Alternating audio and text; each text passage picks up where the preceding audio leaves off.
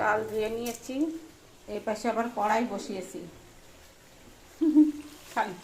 এই পাশে মাংস রান্না তো হচ্ছে, ওর সাথে সাথে অন্যান্য আরও রান্না করবো। চিংড়ি মাছটা দিয়ে দেবো। এই চিংড়ি মাছ দিয়ে কুমড়ো রান্না হবে, কুমড়ো তরকারি। মাংসটা কষানো প্রায় হয়ে গেল, কিন্তু দেরি আছে এখনো। রান্না হচ্ছে, মা আর ভাই আসতে ফোন করছে যে আমরা আসছি, তো ভালোই হবে। চলো, আমি এখনো পুরো রান্না করে পারিনি। 2 কড়াই বসানো,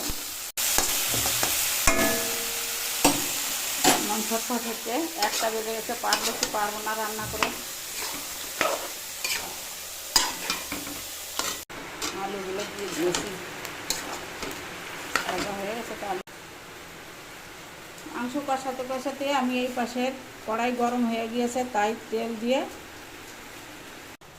এই কুমড়োটা রান্নার জন্য তেল দিয়ে জিরে পাতা দিলাম। এবার কুমড়োটা দিয়ে দেবো।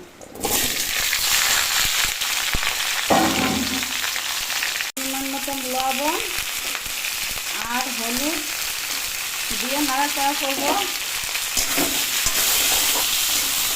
একটু ভালো করে ভাজা হয়ে যাও, তখন এই চিংড়ি মাছগুলো দিয়ে দেবো, এই কাঁচা লঙ্কা দিয়ে দেবো।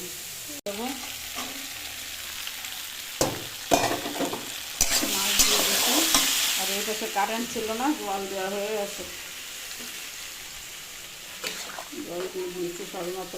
কারেন্ট ছিল না তখন জল দিয়ে দিয়েছি।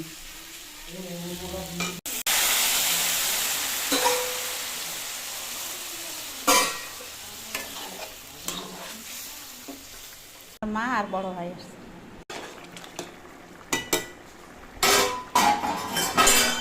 এখানে একটু মশলা রেখে দিয়েছিলাম, জিরে বাটা, কাঁচা জিরে বাটা, ধনে বাটা, আদা বাটা, লং রাখছি, গোলমরিচ বাটা। আর এর পাশে আর একটু লঙ্কা দিয়ে দিলাম টেস্ট করার জন্য। দিয়েছি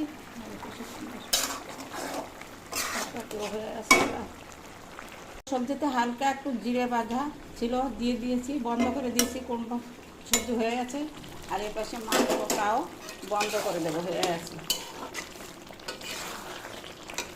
গ্যাস বন্ধ করে দেবো, গ্যাস